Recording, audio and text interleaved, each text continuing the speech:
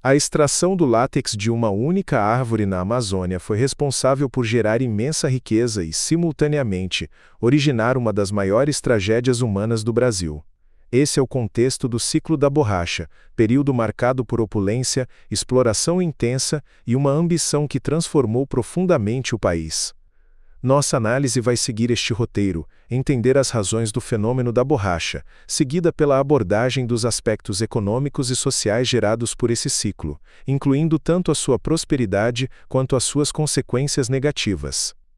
Serão examinadas as disputas territoriais ocorridas, investigadas as razões para o declínio desse processo e, por fim, avaliado o legado deixado por esse período histórico. Tudo começa com uma procura mundial quase desesperada. O mundo queria muito uma coisa que aparentemente só a Amazônia tinha. E essa vontade de consumir mudou as regras do jogo.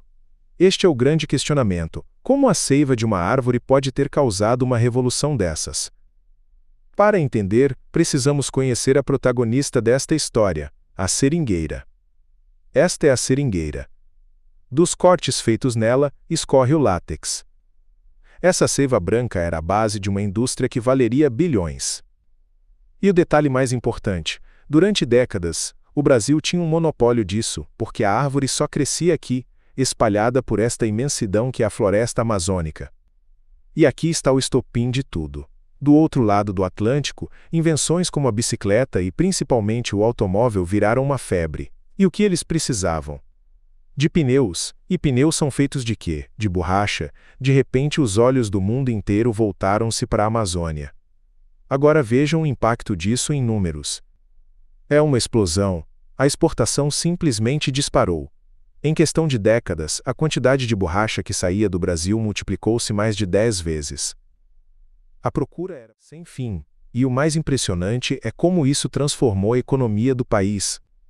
Em 1910, a borracha chegou a ser responsável por 40% de tudo o que o Brasil vendia para fora, só ficava atrás do café. Era de fato a febre do ouro branco. Mas toda essa riqueza não chegou a todos, pelo contrário. Ela foi construída com um custo humano gigantesco, mostrando as duas faces dessa moeda: o luxo extremo para uma minoria e a servidão para a grande maioria. Em Manaus e Belém, os barões da borracha viviam como reis. Construíram teatros inacreditáveis, como o famoso Teatro Amazonas, e importavam tudo da Europa, desde o champanhe até o estilo de vida. Tentaram transformar a selva numa espécie de Paris dos trópicos. De um lado, a elite vivendo num luxo europeu, do outro, o seringueiro.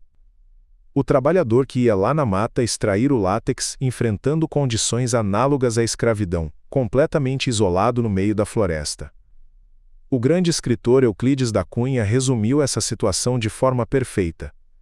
O seringueiro trabalhava sem parar, não para melhorar de vida, mas para ficar cada vez mais preso. É uma frase fortíssima que captura toda a tragédia da vida no seringal. A rotina era desumana. Começava de madrugada, caminhando quilômetros no escuro para sangrar as árvores.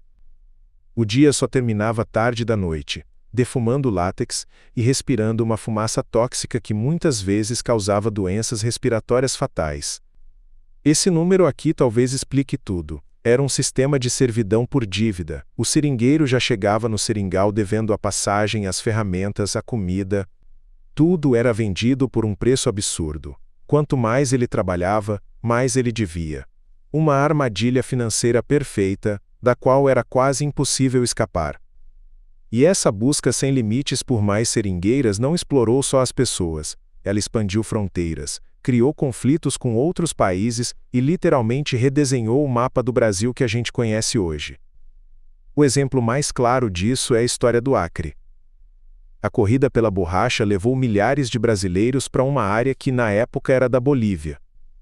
Isso gerou conflitos armados, os brasileiros chegaram a declarar uma república independente por lá, até que a diplomacia brasileira entrou em campo e o Brasil acabou comprando o território.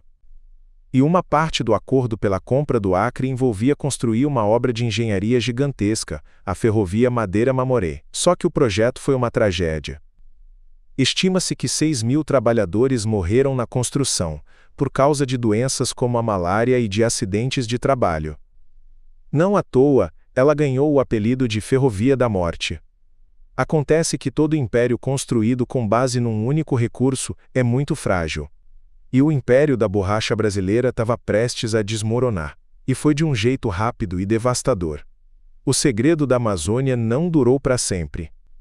Sementes da seringueira foram contrabandeadas para fora do Brasil e levadas para a Ásia.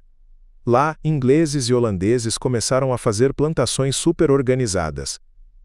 O monopólio natural do Brasil estava com os dias contados. E por que a concorrência foi fatal? É só comparar os modelos. O asiático era uma plantação, como uma fazenda de café, super eficiente e barata. Enquanto um seringueiro na Amazônia demorava semanas para juntar 1 quilo de látex, o concorrente dele na Malásia coletava 3 quilos num único dia. Não tinha como competir.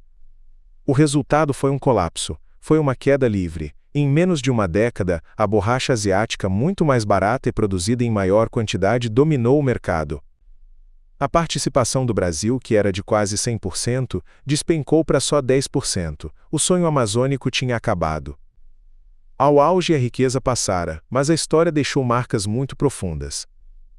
A situação atual da borracha no Brasil reflete os efeitos duradouros do ciclo anterior.